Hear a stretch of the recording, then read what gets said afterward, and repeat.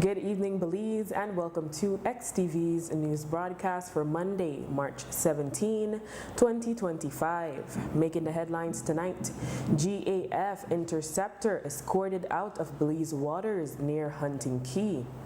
PM announces cabinet of 18 ministers, a senior minister of state, and 8 ministers of state. Were former ministers Rodwell Ferguson and Dolores Balderramos Garcia demoted?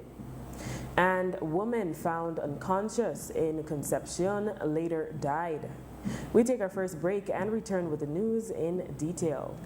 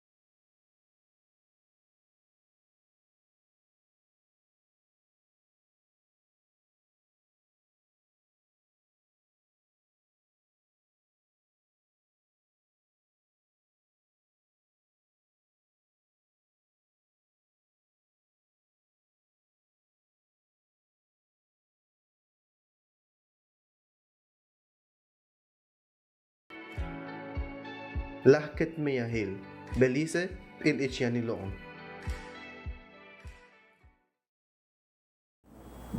Welcome back with your news. I am Drea Espinosa. On Sunday at around 7 a.m., members of the Belize Coast Guard stationed at their Hunting Key Forward Operating Base observed an interceptor vessel from the Guatemalan Armed Forces, GAF, about half a mile away from the key. It was different from the large patrol vessels of the GAF and therefore only carried 6 persons on board. The Belize Coast Guard subsequently intercepted the vessel and notified the captain that it was in Belize waters and they needed to leave. According to the commandant of the Belize Coast Guard, Rear Admiral Elton Bennett, the GAF reported they had problems with one of their 2 engines. The Guatemalan vessel indicated that they had suffered an engine problem and that they were disoriented. That's their reasoning for entering Belizean sea space. Our patrol was firm. They communicated to the Guatemalan vessel that they were indeed inside Belizean waters and that they would be escorted out. The Guatemalan vessel cooperated, and our Coast Guard patrol at that location escorted the Guatemalan vessel south towards Guatemalan sea spaces and watched them as they departed. Was it tense as in other previous occasions? No, this one wasn't tense at all.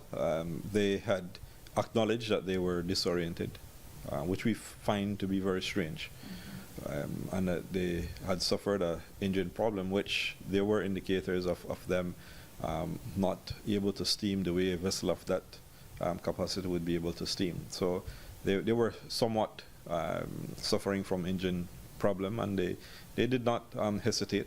They did not show any signs of aggression. They cooperated, and under the Coast Guard escort, they departed. Right. Did they actually admit that they were in Belizean waters? Did they accept that? Yes, they acknowledged that they were in Belize, and they stated that they were lost and that they had communicated with their headquarters in Puerto Barras, informing them of the location of where they were. Do you consider, based on what transpired, that we must send a protest note? Definitely. The way these things are handled is that the Coast Guard will forward that information up to the Ministry of National Defense and Border Security. I have been in communication with our minister since then. He has been abreast and he has been given directions accordingly. What the Ministry of National Defense would then do is to pass this information over to the Ministry of Foreign Affairs, who would then take the lead in managing this issue with Belize and Guatemala. Bennett says they could not confirm if the vessel indeed ran aground on the reef, but the Department of the Environment is investigating if there was any damage to the reef. Prime Minister John Briceño late Saturday afternoon announced his new cabinet appointments.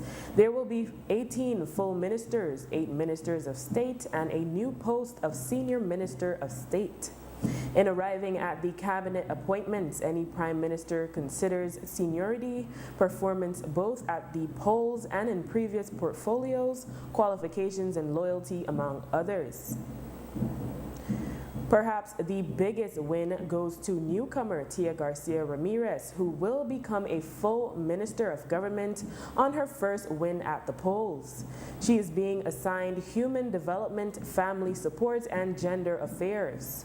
Garcia Ramirez is the daughter of the Prime Minister's CEO, Narda Garcia, but also the niece of Dolores Balderramas Garcia, who is relinquishing the Human Development and Family Support portfolio to become the Senior Minister of State in the office of the Prime Minister. The other notable change concerns former Minister of Transport, Youth and Sports, Rodwell Ferguson, who has been relegated to a Minister of State in the office of the Prime Minister with no specified portfolio. In the case of Dr. Osman Martinez, he will remain as Minister of State for Economic Development in the office of the Prime Minister. The Ministry of Education, Science and Technology, which commands the second largest budget after finance, is being assigned to Oscar Requena. He will have as Minister of State Ramon Monchi Cervantes. Dr. Louis Zabané will now have a full ministry responsible for transport, indigenous, constitution, and religious affairs.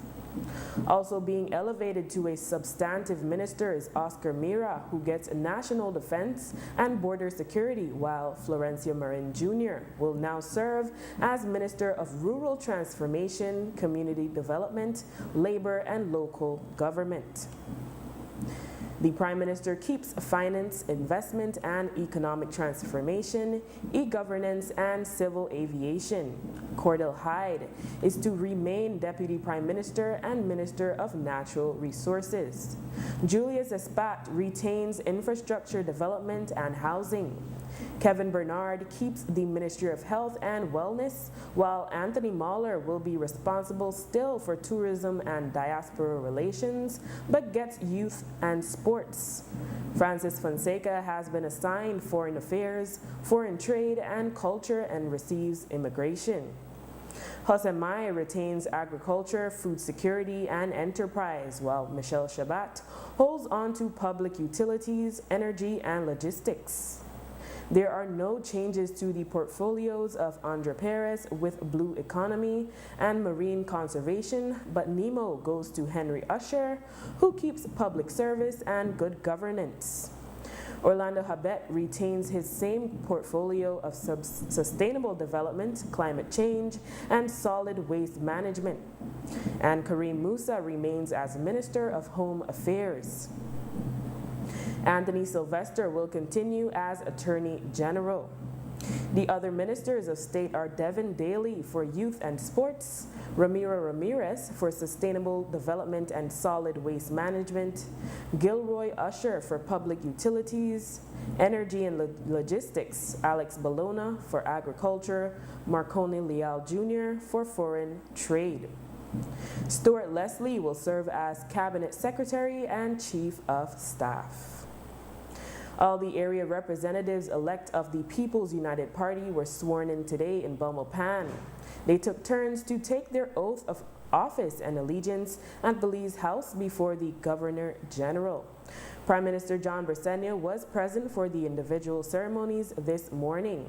He was asked if the portfolio assignments of Dolores Balderramos Garcia and Rodwell Ferguson are demotions. I think that today is a time for celebration. And I think that as a Prime Minister, you try to make changes and try to find some sort of balance in the cabinet, and that's exactly what I've been doing. And about Ms. Drea, her newcomer and having her own portfolio.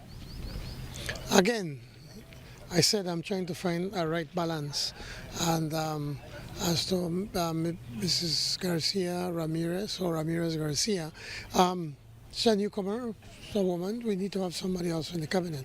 Do you believe that other ministers may feel maybe jealous is the word I want to use, that she would receive such a portfolio in her first time? I don't think so, because I said we need to have balance. We have to have regional representation. I try to have some kind of ethnic balance and decent gender balance. And it's unfortunate that we only have two. Chris Coy is no longer a member of the cabinet. Is there somebody who will be filling his space because he was relied on so heavily? Well, not necessarily. Chris will continue to work with us, and this sometime today, Chris and I will sit down and decide how exactly what will be, how he will be able to continue to work with us. He will certainly continue to work or to assist us in the Ministry of Finance. Could you talk about the reasoning as to why Minister Fonseca is no longer the Minister of Education? Well, from the time that he took over the Ministry of Foreign Affairs, the idea was that he would have been the Minister of Foreign Affairs, Foreign Trade and Immigration. At the time that we did the change was we had already, he was putting a lot of programs in place, reorganizing, restructuring the Ministry of Education. And so basically he wanted to finish that off, and the idea was that at the end of the previous term, that then he would give up that part and then he would just concentrate with the Ministry of Foreign Affairs, Foreign Trade and Immigration. because of that decision, then I had to take on the Ministry of Immigration. I mean, I already have a lot of work, so now I passed that on to him. But he made a request that, again, in the Ministry of Culture, you guys have been following it, a lot of exciting things have been taking place, and he wanted to continue that work, so we passed on the Ministry of the Culture to him. Reports are that Ferguson and his supporters are upset over the portfolio assignment. Ferguson declined an interview after his swearing in. For her part, Balderramos Garcia affirmed that her priority is her constituents. I have served with distinction under the governments of both Said Musa and John Briceño, and I have been privileged to do so. I also want to say that having been in politics for a long, long period of time, I embrace a new role if it is being given, and I will continue to serve to the best of my ability. As you have said, the decision of being a senior Minister of State was the Prime Minister's. I embrace it. I will continue to serve, and I expect that I will be able to carve out some of the role that I will play, And so therefore, at this point, my top priority, and I want to say this with a lot of force and conviction, my top priority is the people of Belize Rural Central, who have re-elected me with an overwhelming mandate. And so that is going to be my top priority. Will you be working with Ms. Drea, seeing she will be taking over the mantle you're leaving behind? If she requests, absolutely, but being a senior Minister of State in the office of the Prime Minister, the directives or the requests of the Prime Minister and his office will of course come first. What the senior minister position does, Minister of State, is it gives you certain cabinet privileges as well. Yes. You get to be that second woman voice in cabinet. I would imagine that's important for you to maintain. Well, I must tell you that I've had a lot of firsts in my career. It's been a long one, and there have been a lot of firsts. I don't want to sound like I'm boasting, but so many things that have been done in this country for our women, for our children, for our human rights, for our families, I have been involved in the past maybe 25, 26 years, So clearly, I would like to be able now to, as I said, help to fashion a road that will help our country going forward. Would you have wished for more of a senior position, more of a substantive role in a ministry? No, this is a senior position which I will absolutely embrace. Honorable Tia Garcia Ramirez said she is prepared to take up the mantle. She also spoke about her vision for the ministry. I'm humbled, I'm honored to have been chosen by the PM for this huge responsibility. I feel like I am up to the task. I am going to lean heavily on Minister, the Honorable Dolores Balderramos Garcia. She has an infinite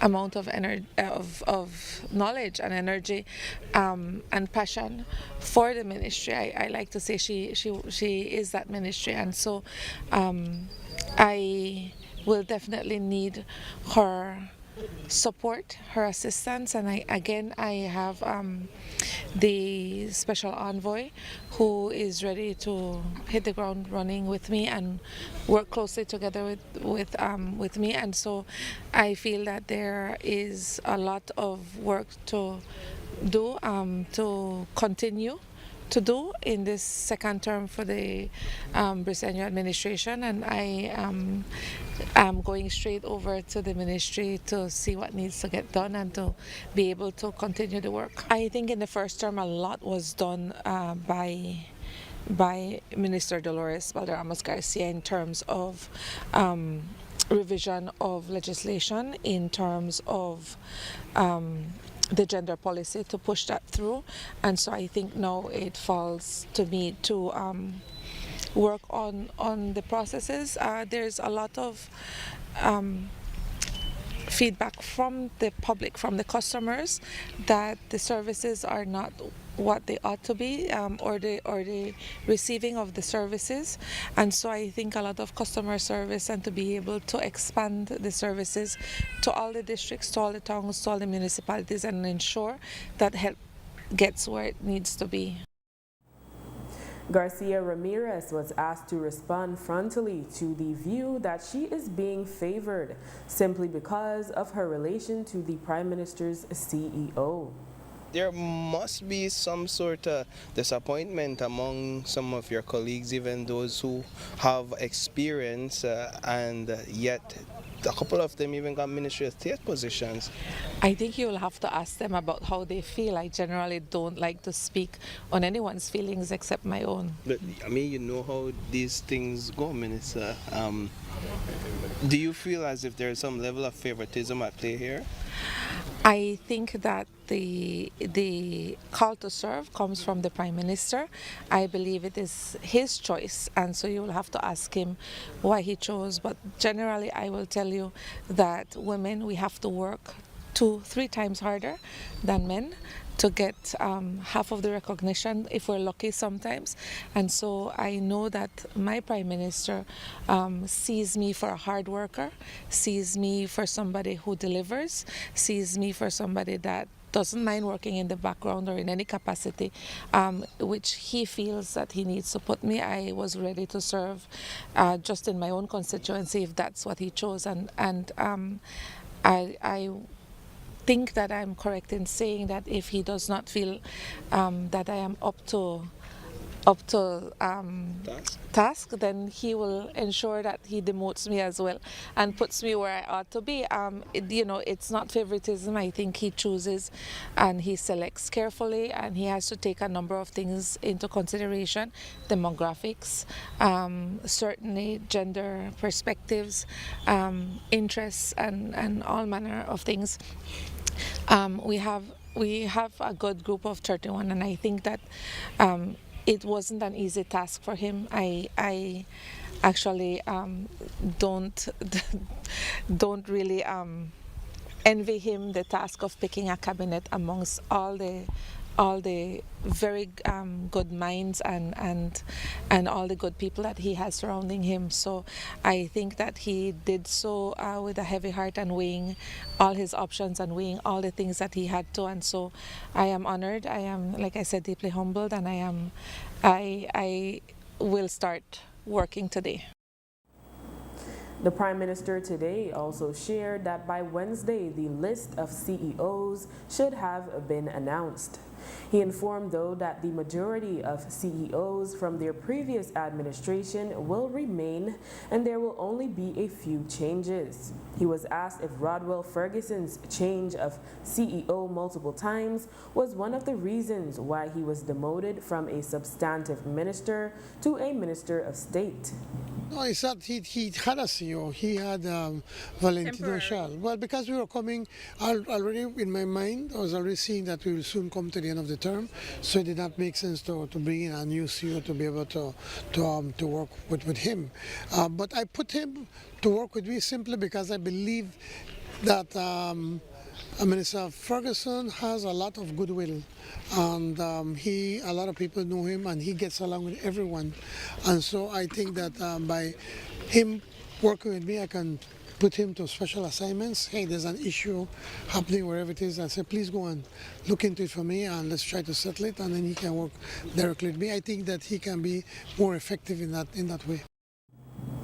When asked about the post of Senior Minister of State that goes to Dolores Balderramos Garcia, the PM shared details of the work she will be doing. Minister Balderramos has been around for a very, very long time, and she was first elected in 1998. She made it very clear that this is her last term, and so I wanted to give her that special recognition and respect for the work that she has done. I have also assigned her. The National AIDS Commission is under the Prime Minister's office, so I'm asking her for her to take special attention with that. Something that she did between 2003 and 2008, she was the special envoy for the National AIDS Commission, and the National Awards committee, and she also wants to work with the elderly. So I've already mentioned to Minister-elect Drea Garcia, since she has been sworn in, that the Minister Dolores has offered to help, and she happily accepted that. So she will be having also work, even at that position. But isn't it a disrespect to sort of take away her ministry, give it to a newcomer, and then put her as a Minister of State? No, absolutely not. Because, as I said, she is on her way out, and what she wants to do is to be able to concentrate in the area that she represents in Belize Rural Central. She has a number of things that she wants to get done, and so she wants to use these last 5 years in getting that work done. So did she ask for it to be removed? Well, it's not a matter of what they're asking. You don't ask the Prime Minister. The Prime Minister shapes the cabinet as best as he possibly can, and this is what I did. After the break, Honorable Oscar Requena says he is qualified to hold Ministry of Education portfolio. Stay with us.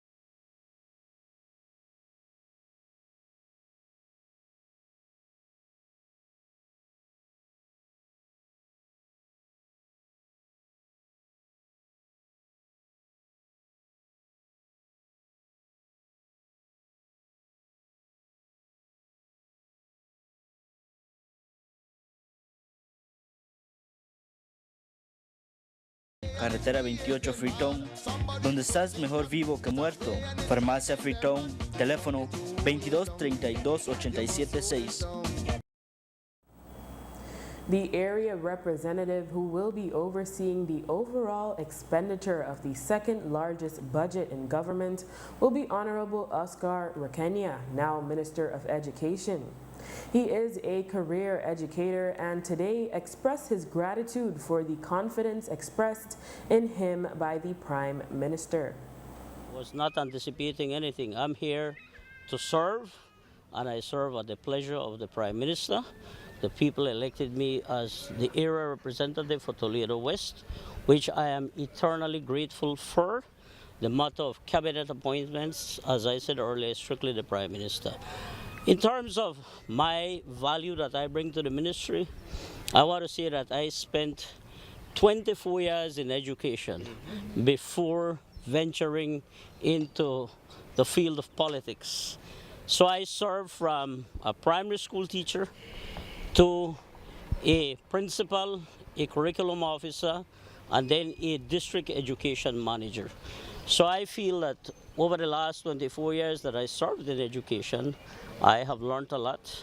I feel that I come, prepared. Certainly, I will certainly make use of professionals and other people in the field of education to support the work that we do at the Ministry of Education.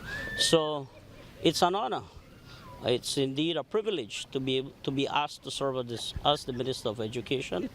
And like every other thing that I undertake, I will bring my very best to it. As you know, the last term I served as the Minister of Rural Transformation, Community Development, Labor and Local Government. I work diligently, and I will do no differently here at the Ministry of Education. I come prepared. I am certain that we have a very good team at the Ministry of Education, and we are going to work very hard. In other news, 2 cases regarding redistricting remain before the High Court, and the July 2023 redistricting report from the Elections and Boundaries Commission has still not been brought back from committee for second reading in the House of Representatives. Today, Prime Minister John Briceño was asked how soon redistricting can be expected. I said that before the end of 2026. Why I suspect? I'm giving myself to the end of 2026, but I will aim for 2025, by the end of 2025. Do you have any idea how you plan to fix the malapportions? Because in this report that was drafted, they were up to 35%, which we know international standards is usually 15%.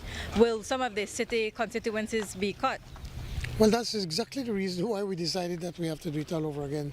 And so we're going to take a look at it, and then I think I want to we look at the report that the Elections and Boundaries Commission. They'll have to take a hard look at it and see what changes or how they can reconfigure the recommendations that they did. By this time in March, the party in power would have already presented the draft budget of revenue and expenditure for the government. However, the elections disrupted that flow. The Prime Minister this morning provided insight on when the presentation will be made. The things that Mr. Koyi is going to be working with us, either as the Minister of State or in whatever form, but he will be helping to reshape the budget. Obviously, we would not be able to finish it before the end of the month, but I don't see why it should it go beyond April. A lot of it has been done, but we need to make some tweaks here and there to make sure that we can present a budget that is workable. Are we looking over $1 billion again? Of course, it is over $1 billion. It's especially when it comes to expenses. Once you reach to a point, it's difficult, especially a lot of recurring expenses that you can play. I think recurring expenses, is already over $1 billion, and it's difficult to cut on that. In police news, on March 9, Wendy Menendez was found injured and unconscious in an uninhabited property in Concepcion, Corozal, and was transported to the hospital for medical treatment. Mendez was not able to speak and could barely move. she went into a coma, and on Friday, Mendez succumbed to her injuries. Police are currently investigating what may have caused her death and are now awaiting the results of a post-mortem examination. ACP Gilberto Romero shared more information today. Report was received that a female was found unconscious at Concepcion Village. She was taken for medical treatment. Thereafter, police visited and saw the victim. She later succumbed to her injuries on Friday. Several interviews are being conducted, and we are trying to determine what happened to her. She was at the hospital where she succumbed to her injuries. She was identified as Wendy Mendez of Concepcion Village. Able to say what we do not know at this time. An investigation is being carried out, and we are awaiting the results of a post-mortem examination. Was she, do police believe this was a domestic issue? Well, we have certain information that we are following up on, and so we should do some follow-up today and the coming days to determine what happened to her. Would that information include a prior police report involving domestic violence? Yes, we have a report, and so that is being followed up likewise. The family said that Mendez's body showed signs of being hit, and they feel that there are persons who saw what happened but might be afraid to come forward. They are urging witnesses to share what information they may have. The family believes that her injuries were caused by her husband, who has been violent in the past. They claim he has been evading police while asserting that he is innocent. They are seeking justice for their loved one.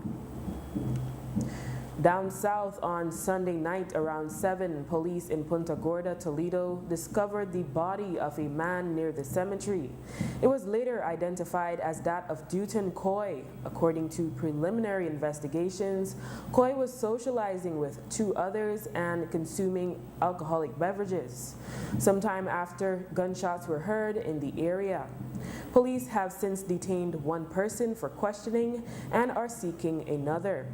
ACP Gilberto Romero today gave the media an update.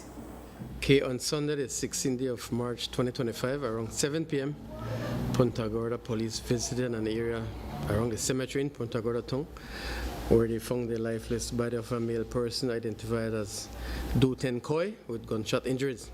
He was taken to the hospital where he was pronounced dead on arrival. Investigations that Coy was along with 2 other persons in that area consuming alcoholic beverages when several gunshots were heard, and police found him with the gunshot injuries.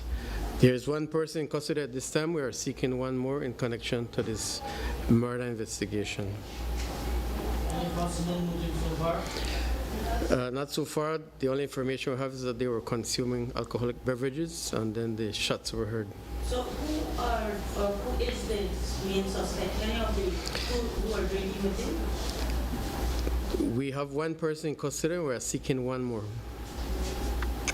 Was he one of the persons? One is one of the persons that was at the scene at the time.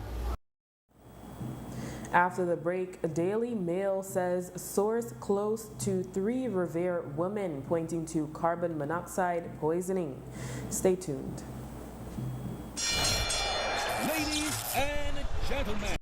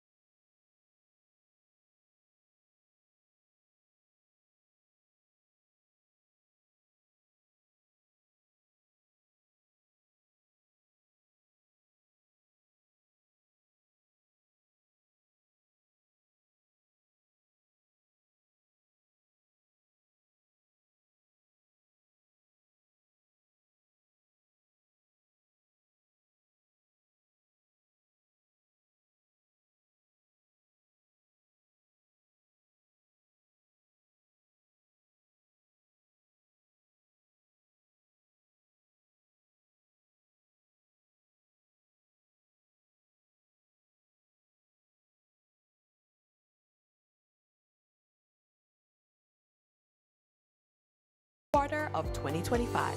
Social Security at your fingertips.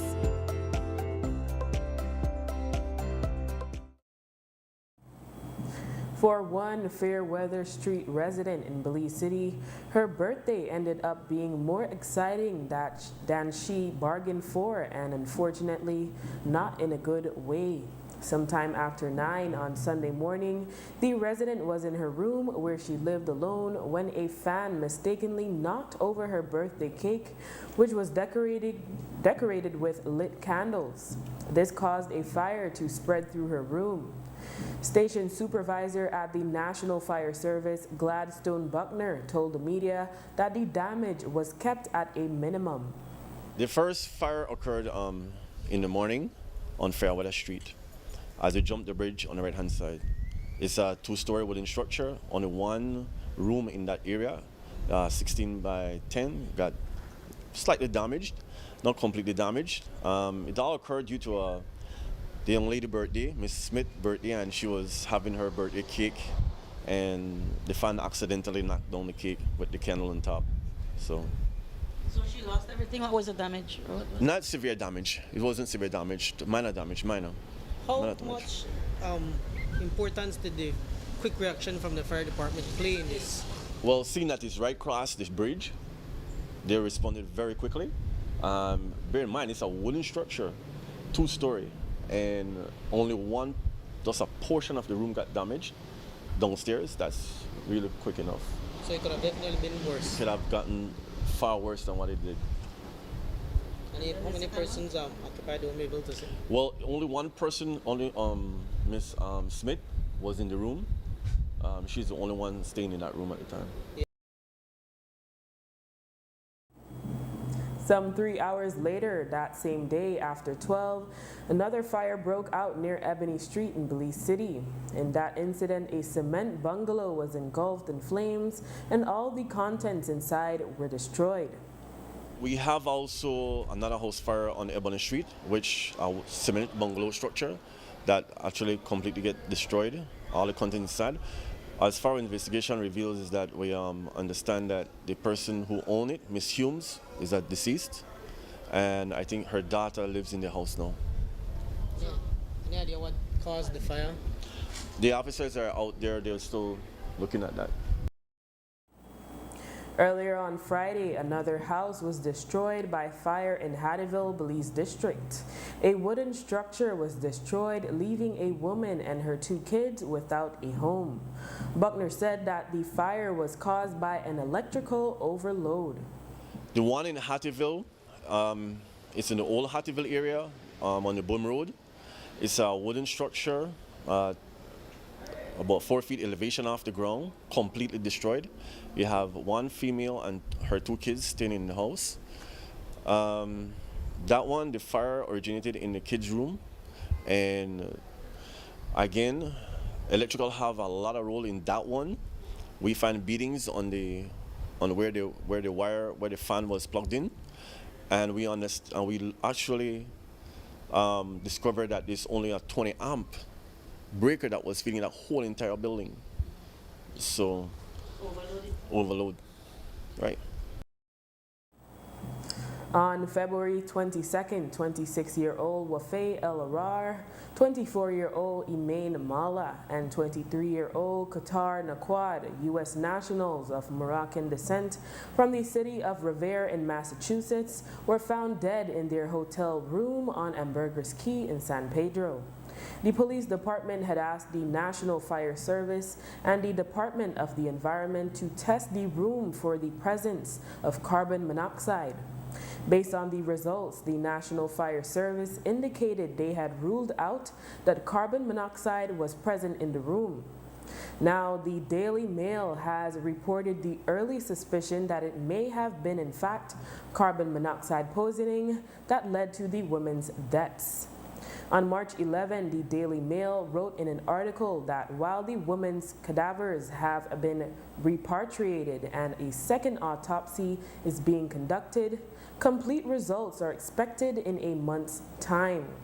Nonetheless, they reported that, quote, A source close to one of the girls' families told DailyMail.com that a preliminary report indicated the fatal buildup of fluid in their lungs was caused by carbon monoxide poisoning. The source further stated that investigators have discovered other non-fatal incidents of carbon monoxide poisoning at the Royal Cahal and have made contact with at least one other American victim, end quote. We note that 2 Fridays ago, the Royal Cahal Resort closed abruptly and canceled guest reservations. In applauding the significant contributions and exceptional service of public officers in ensuring the smooth conduct of the general elections on Wednesday, March 12th, the National Trade Union Congress of Belize, NTUCB, has called on the government to find the necessary funds to fully restore the increments of public officers. The NTUCB states, quote, "Such action would not only recognize and reward the hard work of these individuals, but also enhance their ability to continue serving our country with the dedication they have consistently shown," end quote. The draft budget is expected to be presented shortly as the new fiscal year begins on April 1st. This morning, a handing over ceremony was held in Belize City at the Belize Cancer Society. 5 each of ultrasound machines, medical exam tables, stools, probes, 10 waiting chair rooms, and other items were donated by the UB3E philanthropic platform. These items will be distributed to 5 facilities across the country: Northern, Western, and Southern regional hospitals, and a polyclinic in Belize City and another in Punta Gorda. Dr. Shinin Sechedina, a breast surgeon from the U.S., heads UB3E, and she spoke more of the importance of early detection of breast cancer. Most women, when they are diagnosed with breast cancer, are stage 3 and stage 4. So we want to impact on that. I am a retired breast surgeon from the United States. I have donated my ultrasounds and full exam rooms so that we are able to improve access here in Belize in the detection of and the management of breast cancer. So it has been an incredible partnership between the Belize Cancer Society, the Ministry of Health, and myself and UB3E. And the goal here is to actually put these donated supplies strategically across 5 institutions here in Belize. Then we are going to teach people on the ground how to use ultrasounds so that we can quickly assess patients that have breast problems and get them care in a timely manner. Because what we do know about breast cancer is this: early detection saves lives. The goal of this project is a partnership between the Belize Cancer Society, between the Ministry of Health, between myself, and the people of Belize. We all have to be part of this project for it to succeed. Dr. Sachedina said that training will also be provided and urged Belizeans to join in on the effort by performing self-checks. So the UB3E, which is my entity, it's my philanthropic entity, we are actually putting a campaign on the ground with this. It's called If You Feel Something, Say Something campaign, right? So the goal of that campaign is to educate people about doing a monthly self-breast exam. And if you feel something, say something. A breast problem, if you avoid it, all it's going to do is get worse. It's not going to go away. But if you seek care in a timely manner, it could improve your survival. So, knowledge is power, right? That's the goal of this project. So we're doing everything, right? Like, we're giving you the education. We are putting this campaign out. The campaign will be in conjunction with the Ministry of Health, with the Belize Cancer Society.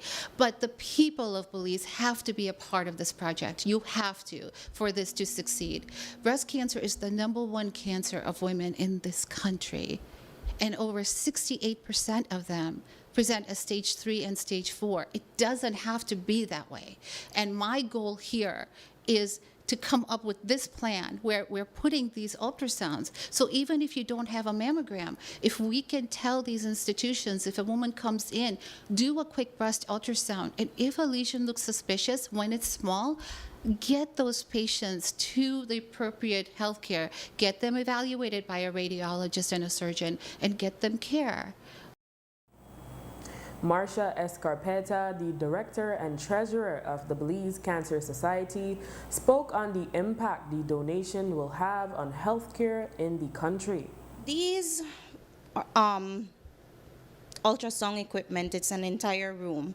The ultrasound equipment, the doctor's stool, the tables, all of that goes to different part of the country: Southern Regional, Western Regional, Punta Gorda Hospital, a polyclinic in Belize. So we got 5 of them. The donation is 400,000 Belize dollars, and it is something that will help every Belizean person to go in and get an ultrasound. You don't have to wait exactly on a mammogram. And in sporting news, Sergio Chuk, president of the Football Federation of Belize, has been re-elected as vice president of the CONCACAF for the Central American region.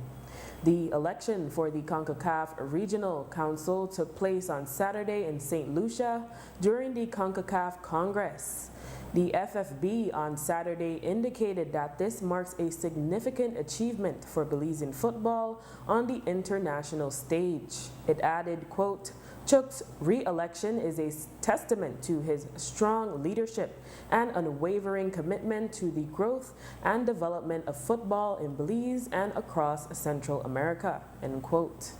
In his role as Vice President of CONCACAF Central America, Chuk will continue to work closely with other football leaders to strengthen the sport, enhance opportunities for players and federations, and drive key CONCACAF initiatives. Chuk thanked his colleagues for their continued trust in him. And with that, we have come to the end of our newscast. The repeat can be viewed on this station later tonight at 9 and again tomorrow at midday. Join us again tomorrow for another news broadcast. I am Drea Espinosa. Have a safe and enjoyable evening.